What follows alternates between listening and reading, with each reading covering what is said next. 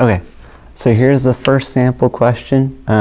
You were asked, or practice problem, you were asked to solve this one right here. I'm going to tell you up front that this is the answer on the right, so if you already have this, congratulations. Your choice whether you want to watch the rest of the solution. If you don't have this, obviously watch the rest of the solution. My guess is if there's any issues, probably has to do with this negative sign. So let's dive right in. So I'm going to start by doing the following. I'm going to put parentheses around my first two terms. And just like before, on the last one, I need to pull the number out of this first part right here. So I'm going to get y equals negative 3 x squared. Negative 3 times x squared is a negative 3x squared. And here's where we have to be specific.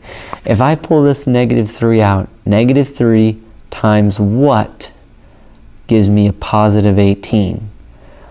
Yep, this is going to be a negative 6x.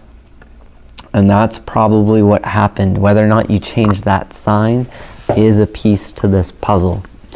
From there, I'm now going to take the number in front of x, which is negative 6.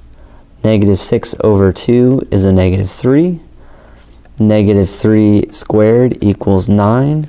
So my ideal number is the number 9.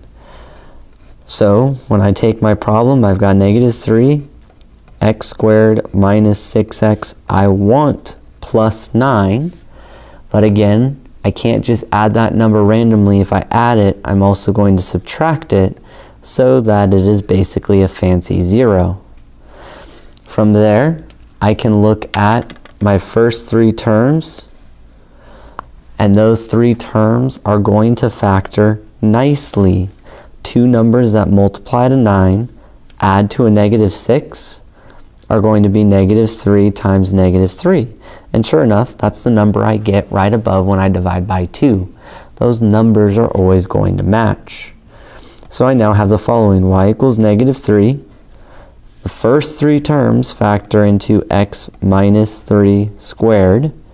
Minus 9 comes straight down.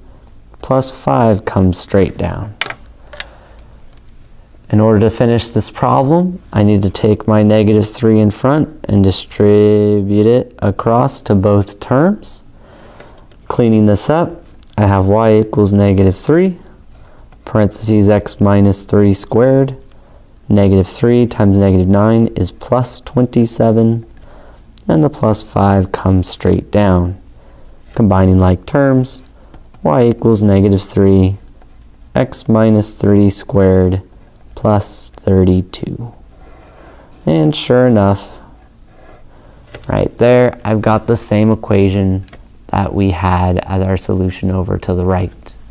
So just as I zoom out a little bit, maybe too much, there's the whole problem in its entirety. Basically the same steps we're used to. The only part where it gets tricky is if I throw that negative sign in there.